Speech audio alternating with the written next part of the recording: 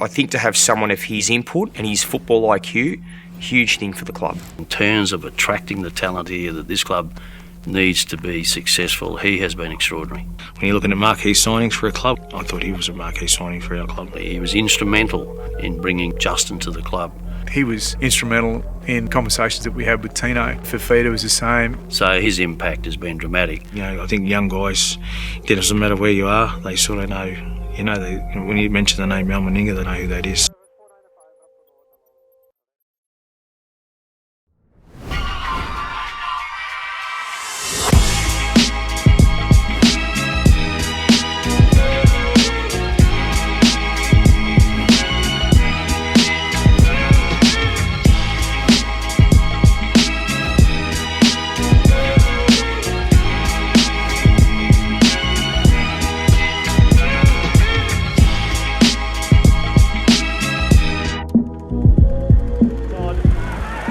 Daly fires it out. Meninga decides to go on his own. The little pirouette, the big pirouette. The dummy. Meninga in space. This will be try number 5. Mal Meninga comes around and equals the Rugby League Winfield Cup record of 5.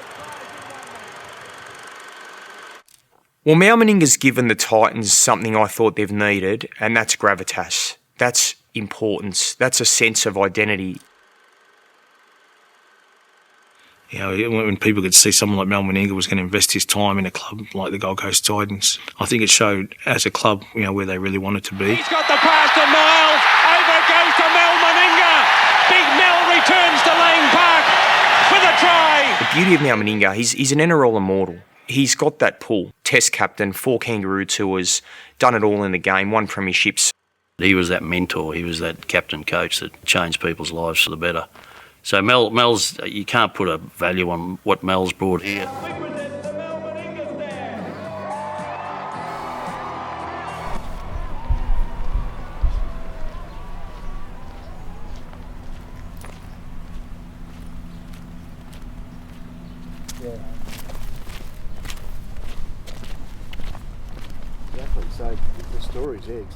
My name's Mal Meninga. I'm the senior advisor to the Titans.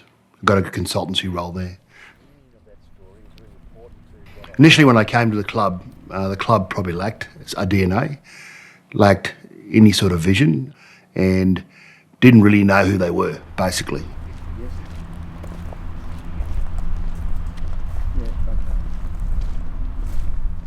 I think I'm a very good listener. So I hear things, and from there, from the observation point of view, you start to get a feel for the people. If you're going to talk about change management and changing behaviour, or trying to change that cultural piece at the club, you start to make some judgments and decisions around people.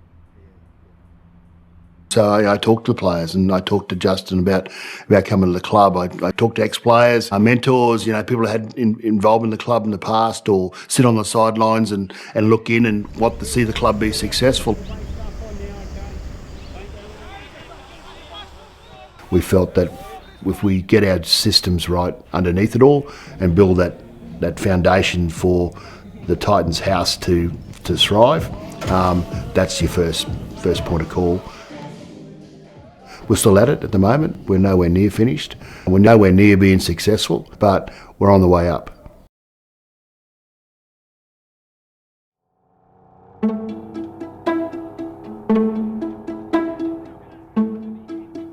Five years ago, I remember driving down from Brisbane to cover a Gold Coast game, and I looked at a billboard and thought, if I was putting up a Titans billboard right now, who would I put on there? No one. There was not one player I thought I'd put on there. In the past, I'm talking like history, any rugby league team on the Gold Coast really wasn't very attractive to any player that was young, up and coming. Any superstars, it was more for attracted those players at the back end of their career. I'm not going to go talk to individuals and bring them to a club that I felt that wasn't going anywhere. but it's really turned that around. Gold Coast is a place where people want to come and win premierships. So, David Fifita, his contract situation, as we record this at lunchtime on a Wednesday right now, was blown up deluxe.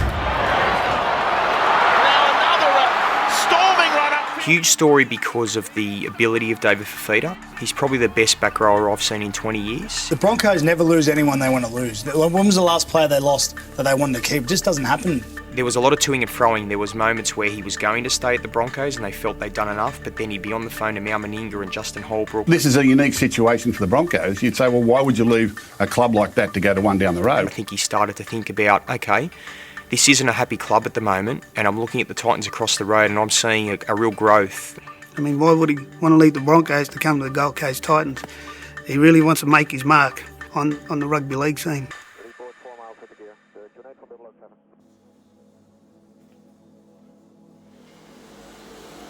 The hats, bro. Congrats.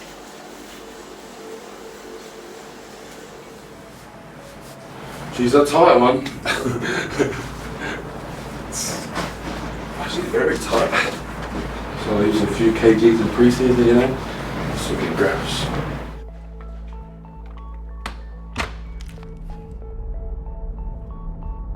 So we just left my apartment and then we're going to do some filming. This is my local beach right there, bro, on the right. Man, I'm really looking forward to it, eh? Pre-season on Monday, just being around Gold Coast, meeting all the boys as well. But most importantly, just hopefully putting on that jersey, you know, and ripping into round one.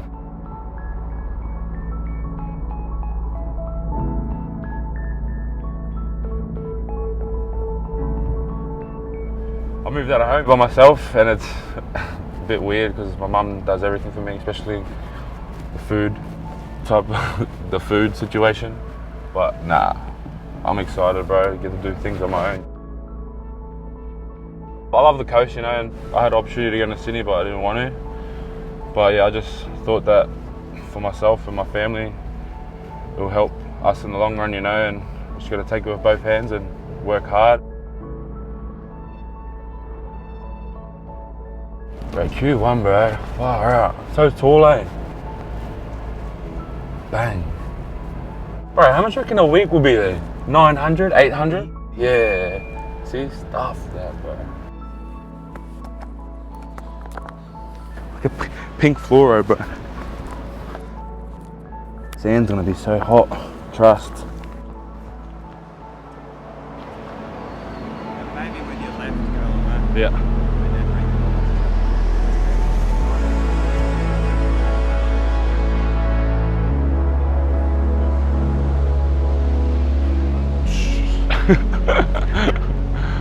All good?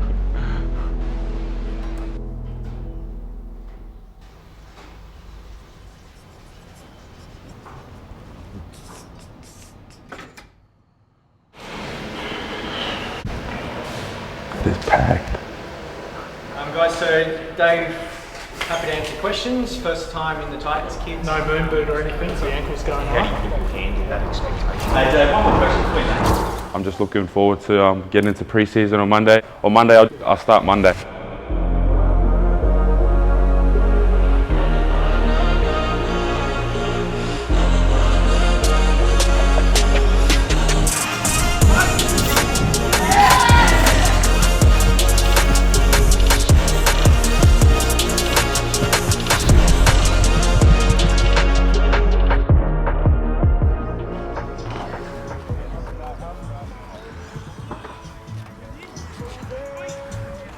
Green first, so green and back.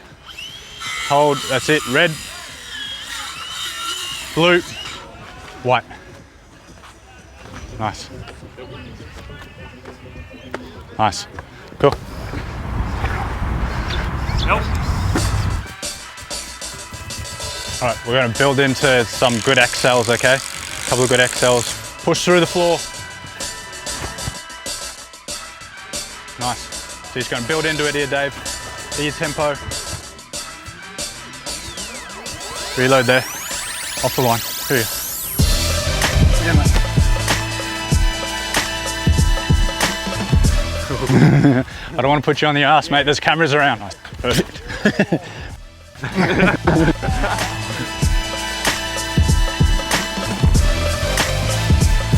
That's it. Good. Nice, mate. Grab mouthful. That's 6. No, one more thing. Sure. I'll let you have one more.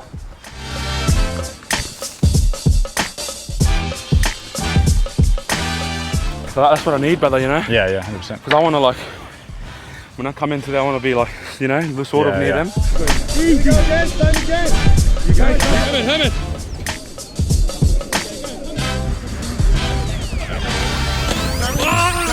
Turn up some. Got him.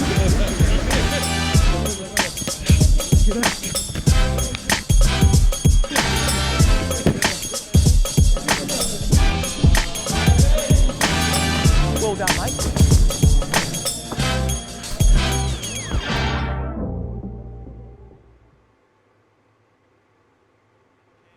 This is an outstanding Keebra Park Sports High School side.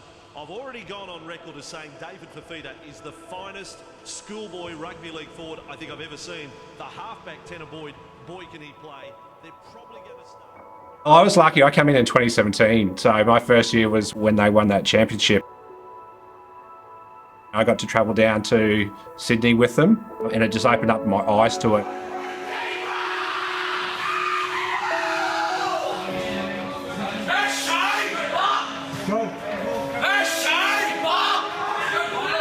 You can see then the quality of the boys coming through that whole 2017 group, but especially, you know, Tanner and Dave being at that next level.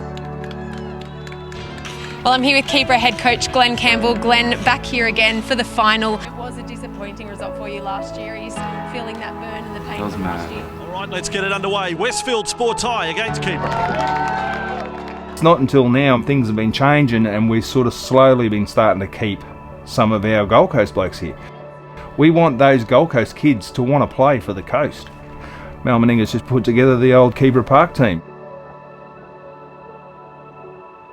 This is pretty much my first time being in this hall since 2017, since I graduated. Especially that gym. Heaps of boys been in that gym working hard and makes me happy. I don't think I've watched it, the whole game. And it will be Keebra Park to get things underway with their halfback Tanner Boyd. Good luck to both teams. They're both outstanding rugby league side. Dink. Paulie, Damo, Faceball, Jono, my man. My guy. My boy. Nudge. There's a nudge.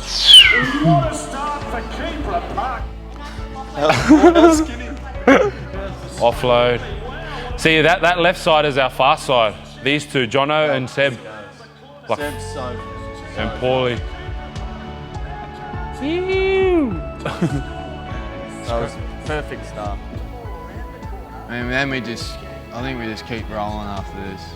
Big Geordie said. We planned up for this too, throughout the week. Like this week, when we're playing the GF. Bang. After party. Who was that? I don't even know, bro. We spoke about this was all 13, and yeah, got it done. So Jordan Kahu, when they at their 2009 team, always say that our 2017, because they went all the way to 2009, they had gun team too, and I always say our team would, you know, smash his. Give it to you, but. Is David Fifita as well. Keebra Park, the champions for 2017.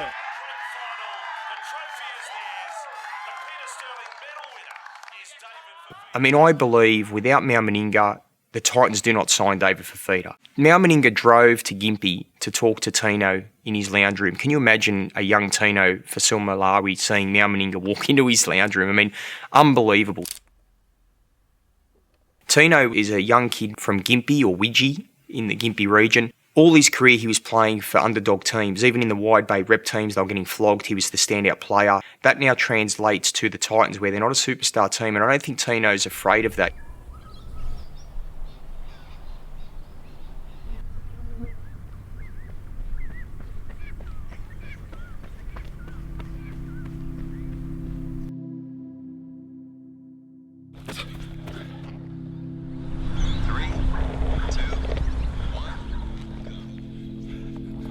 My name's Tino Fa'asuamaleaui, man. I'm lock prop.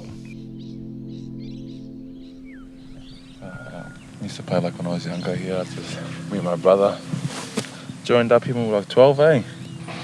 We used to do athletics and that, but my brother was too shy to run in front of people, so we decided to play footy here, eh? Scored a couple tries here. 2, 1, go. When the time came to talk about contracts and heading back home, I thought Gold Coast was a good place, and yeah, I guess I've signed with Gold Coast, and yeah, I'm here for the next 3 years.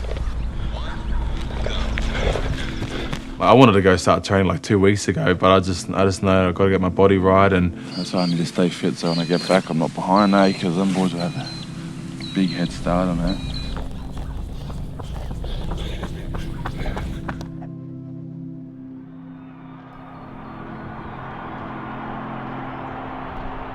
I played most of my junior footy here, and always used to put NRL jerseys on and pick a player who we wanted to be on the weekend and just play, and yeah, I loved it.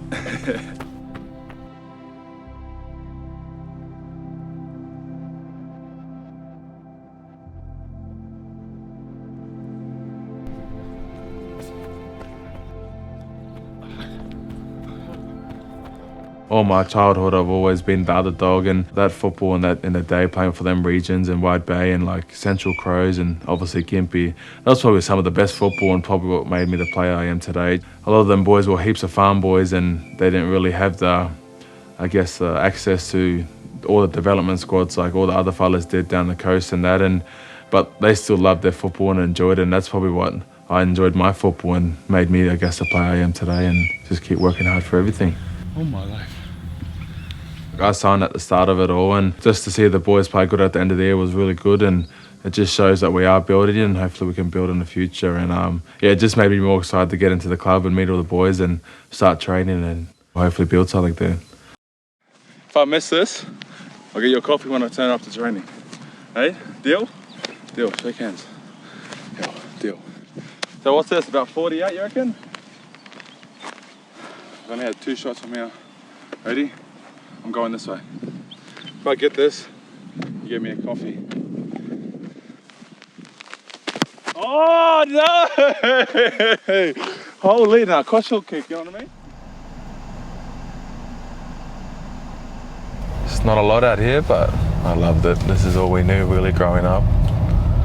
That's why we used to go out once a year just to go watch all the bull riding and the bronc riding and Bushman bars. It's a local bar. It's still pumping, 5 cars there.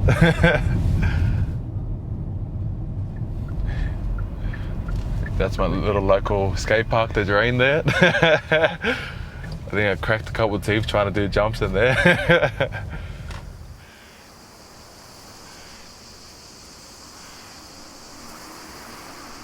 The old cricket stumps. Pretty good ones too. Yeah, I'll take that in for Christmas.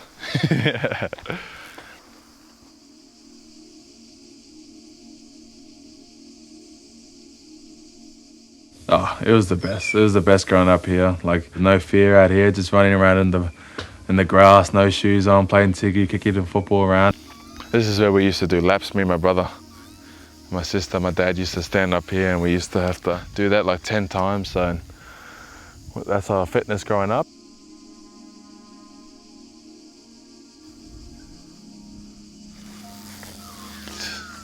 I don't know if it pumps any water no more.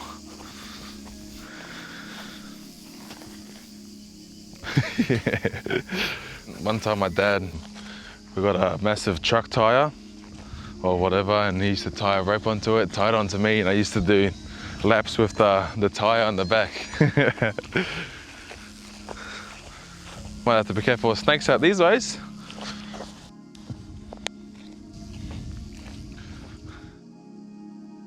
It's just good to come out.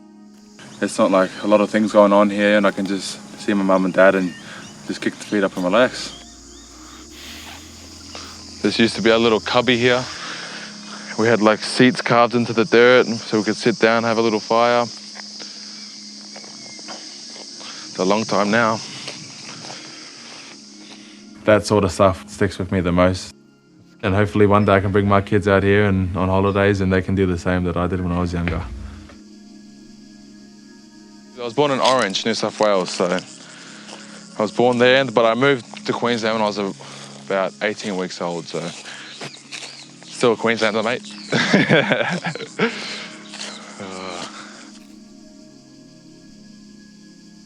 I've always loved growing up in Queensland, and I guess just seeing when we did leave how emotional my parents were, just to see my daughter leave, and it sort of make me emotional now because I've never really seen my dad and my mum really emotional about anything, and just seeing that was like it hit hard for me, thinking I've got to come home now and sort of be closer to family, and I was getting a bit emotional, but like I said, I never really seen my family emotional, and I just wanted my daughter to grow up around her grandparents, I guess, and be there all the time, and I guess that was the real reason why I don't know why I get emotional about it.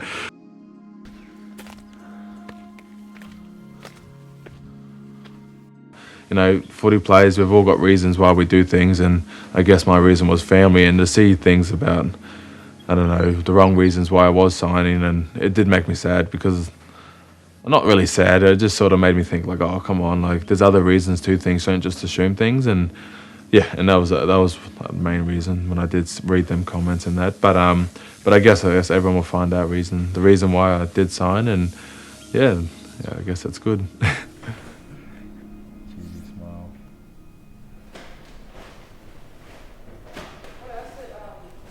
The one of me and my dad is probably yelling at me after a bad game.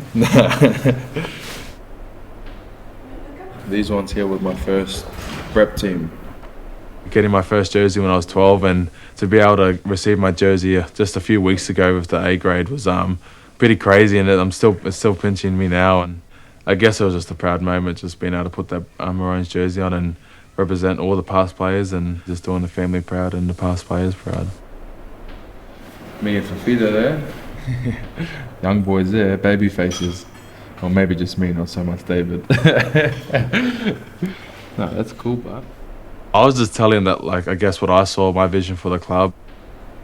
There's a lot of phone calls, a lot of texting, and I was annoying them that much, just telling them, come on, let's go, man, let's start something good at this club.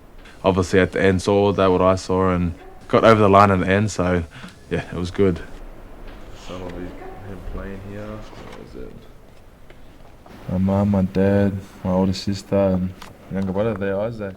Oh, it's my world, you know what I mean? And I wouldn't be the person I am and wouldn't be the player that I am today if it wasn't from them.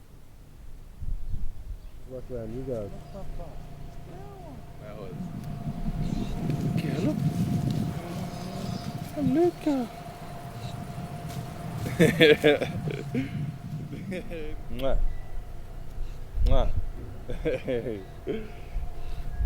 Look, ready, what?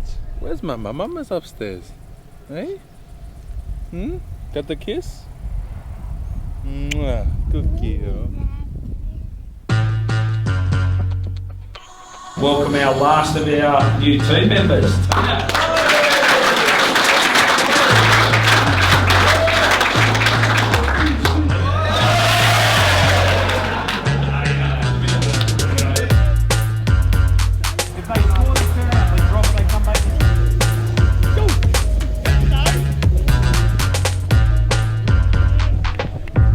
I think the challenge appealed to the underdog in Tino. When you hear a little bit about Tino, he's the guy that, you know, that has stood up for his mates in the playground or what have you.